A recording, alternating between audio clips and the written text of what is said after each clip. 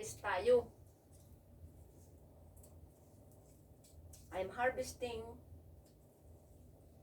Welcome to Kitchenette Greens. This is where I put my wild violet leaves.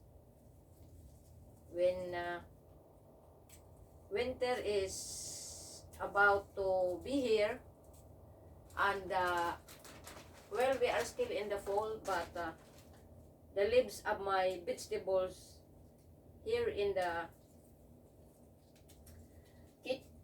kitchenette greens, in the dirty kitchen rather,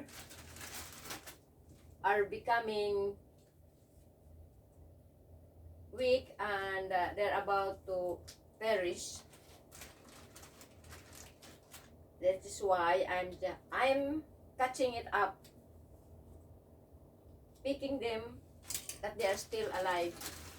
You know what I mean? They're still fresh and not dead, that I can utilize it for my menus, especially the favorite ng bayan, laing. Ayan.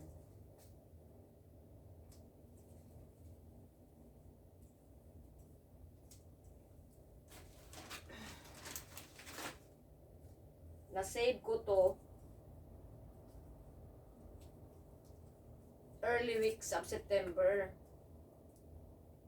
Dito na rin ako namimita sa loob since then. Ngayon,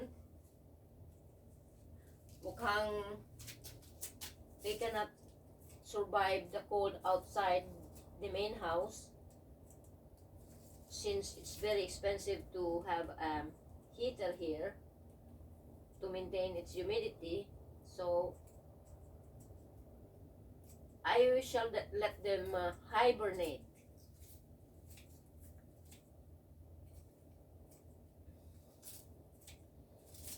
By spring, they're gonna come again. They gonna come back to life. For now, I am harvesting them para meron akong magamit so I can use them in my cooking. Yeah.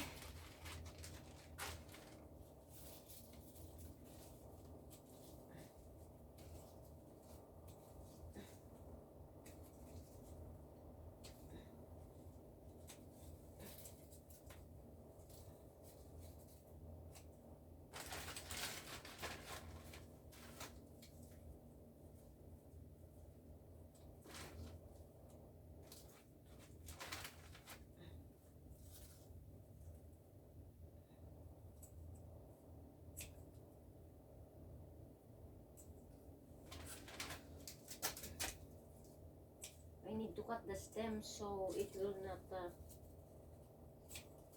be supplying energy anymore, but instead it can supply to the smaller ones that are still growing up.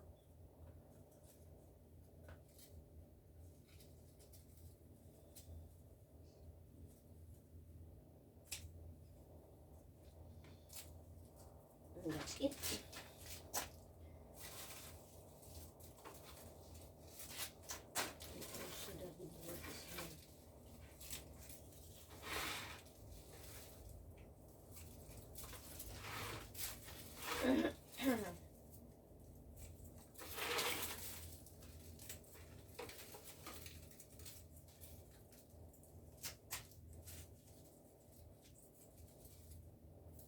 I still have some for laing.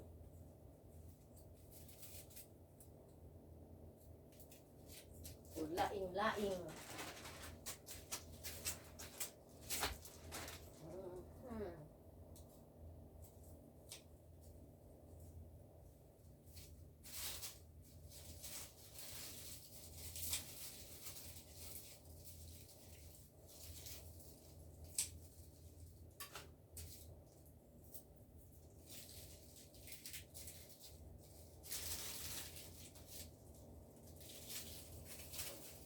dried leaves are for laing.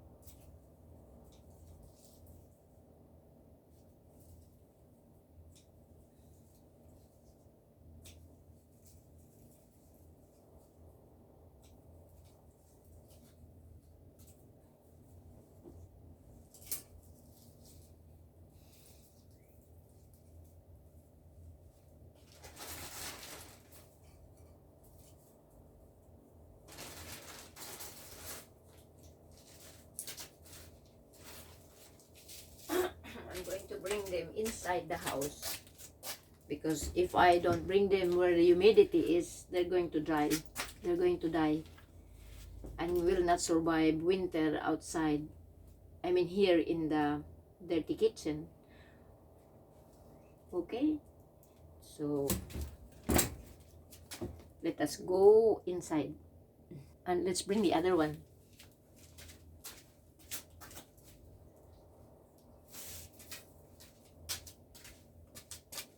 These are my laing vegetables. This, excuse me, these dry leaves is gonna be used for laing too. Meron pa ako dito. Ito ay limonsito galing ng Pinas. I bought a limonsito in a grocery. I mean from a grocery. And the seeds, I had it grown here in the house. So ito na siya, oh. What I need to do is I'm gonna bring this inside the house. Otherwise, we may never know it will survive or no during the snow. But it's already so much cold here. This is what I call is the receptacle of water. This is where I put the pots on. I'm bringing all the plants from the dirty kitchen inside the house. or else they're gonna die.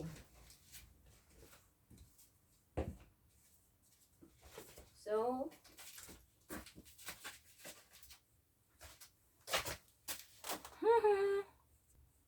ito pa. I'm bringing everything inside the house. I need this for my kitchen.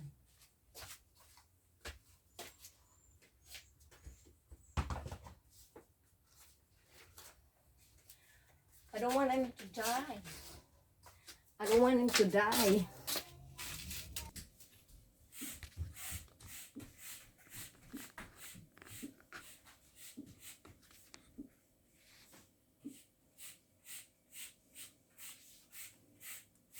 Ito na sila. I move him here. Para, because of the humidity inside the house, they will all live. Yun. So, ngayon, ito yung mga hinarvest namin ng isang araw na mga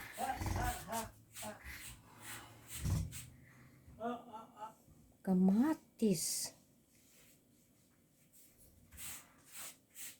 Ayan, kamatis. Hinarvest namin yan. Yung mga ganitong kamatis. We harvested this. And some of them are already ripe. Ito pa. Meron pa dito mga kamatis. Ayan. Yung mga na-harvest namin. So, dyan lang yan siya. Tapos, meron din doon sa taas.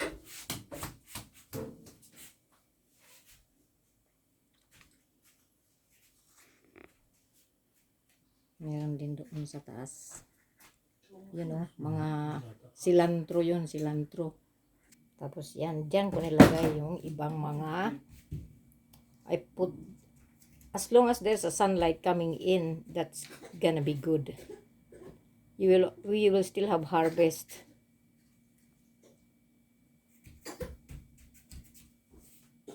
Di ba? Yung nasa corner, lemonsito. Yung pinakaingat-ingatan ko na ano, kasi lemonsito yan eh. It's not a lemon lime, it's a lemonsito.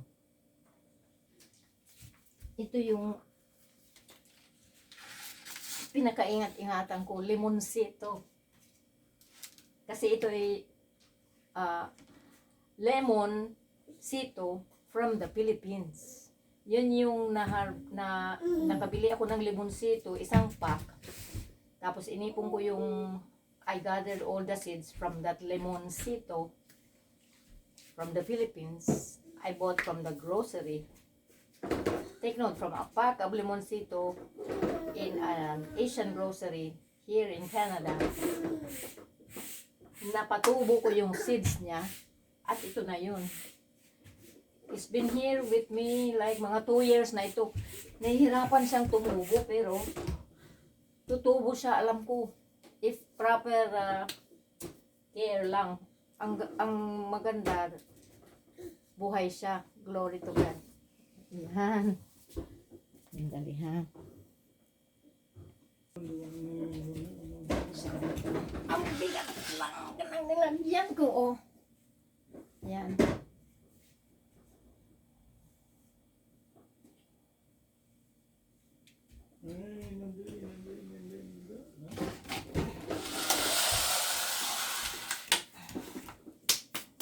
Ayan. Tapos,